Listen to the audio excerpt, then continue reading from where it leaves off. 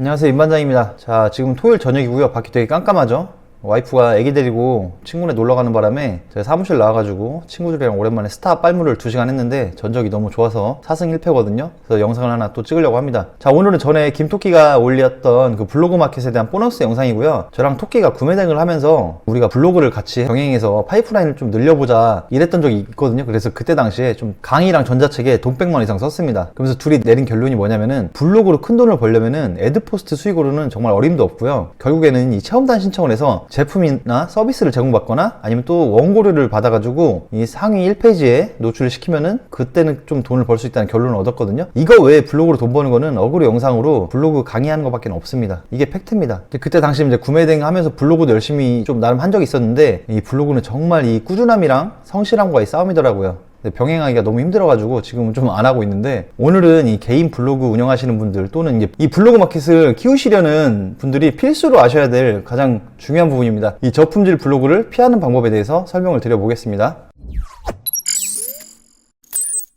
짜잔! 오늘은 추가 보너스 영상을 준비했어요. 저번 영상에서는 블로그 글 상위 노출하는 방법에 대해 설명드렸었는데요. 블로그 상위 노출을 더욱 빠르게 하시려고 잘못된 정보를 배우실 것 같아 걱정되는 마음에 추가 영상을 찍게 되었습니다. 잘못된 방법을 배우면 나의 블로그에 쓴 글들이 영원히 보이지 않게 돼요. 저품질 블로그라고 하는데요. 쉽게 말하면 블로그 영구정지예요. 쿠팡에 가품을 팔아서 마켓이 영구정지 돼서 그걸 풀으려고 소명해서 영구정지를 푸는 것보다 저품질 블로그를 풀기가 더 어려워요. 저도 지금까지 2번 블로그를 운영하면서 저품질 블로그가 되어 블로그를 날린 경험이 있습니다.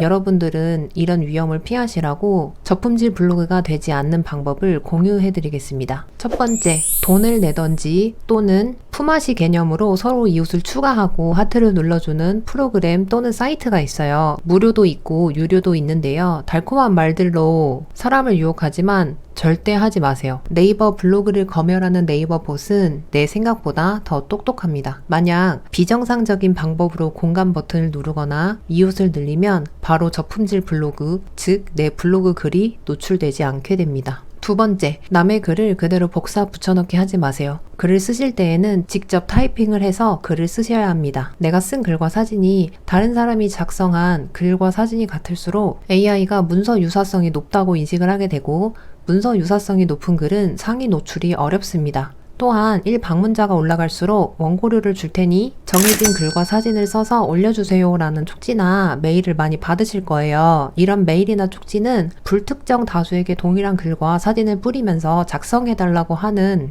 광고업체인데요. 소정의 돈에 혹해 글을 쓴다면 당장 제시한 원고료는 받을 수 있지만 내 블로그 글이 영원히 노출되지 않을 거예요. 그리고 제가 말하는 원고료를 받을 수 있는 글은 이런 게 아니에요. 내가 직접 물건을 받고 직접 사진을 찍고 나의 의견을 넣어 쓰는 글을 이야기해 드린 거예요. 세 번째, 의료행위에 대한 글을 쓰지 마세요. 예를 들어 다이어트, 화장품, 의약품, 의료기기, 성형이 포함되는데요. 검증되지 않은 효과에 대해 내 생각을 넣어 언급하시면 안 됩니다.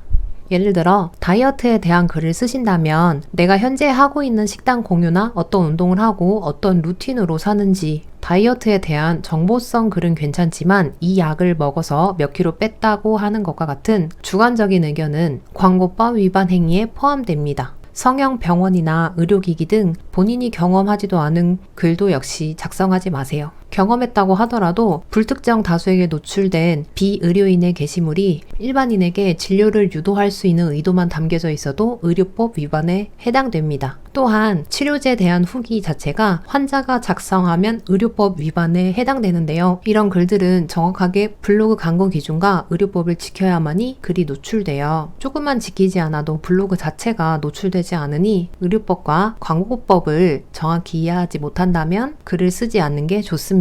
그리고 성형, 보험, 불법 사이트 홍보와 같은 글도 광고법에 대해 너무나도 큰 리스크가 있으니 쓰지 마세요. 네 번째, 이슈성 글. 뉴스나 인터넷에서 발생하는 이슈들을 써서 1방문자를 단기간에 대폭으로 늘릴 수 있어요. 그렇지만 꾸준히 나의 블로그를 키우기에는 어려워요. 이슈성 글의 대부분은 뉴스 기사를 보고 쓰는 경우가 많아서 단시간 내에 빠르게 블로그에 포스팅할 수 있는 장점이 있지만 제가 말씀드린 블로그의 신뢰성을 저하시키는 글 중 하나입니다. 좋은 블로그, 즉 최적화된 블로그를 만들려면 1방문자를 큰 폭으로 늘릴 수 있는 이슈성 글이 아닌 꾸준히 유입되는 글을 쓰셔야 해요. 꾸준히 유입되고 좋은 글은 사람들이 궁금해하는 정보를 담은 정보성 글입니다. 사람들이 궁금해하는 내용을 담아 그 글을 읽는 사람들로 하여금 좋은 인식을 받을 수 있고 궁금증이 해소되고 글을 읽으면서 체류 시간이 길어진다면 내 블로그가 유용한 블로그라고 인식돼요. 블로그 글은 양보다는 질을 높이는 게 중요해요. 블로그 글 쓰기 전에 어떤 내용을 작성해야 하는지 아직도 갈피를 못 잡으셨나요? 그렇다면 단순하게 한번 생각해 보세요. 여러분들은 네이버에 검색할 때 주로 어떤 걸 검색하시나요? 검색하시는 걸 주제로 글을 한번 써보세요. 이렇게 매일 꾸준히 글을 쓰면서 최적화 블로그를 만들어 많은 사람이 나의 블로그로 유입되게 하면서 유입된 사람들에게 나의 물건을 팔면서 돈을 버는 기쁨을 누리시길 바랍니다. 모두들 행복하시고요. 저는 여기서 영상을 마치겠습니다. 시청해주셔서 감사합니다.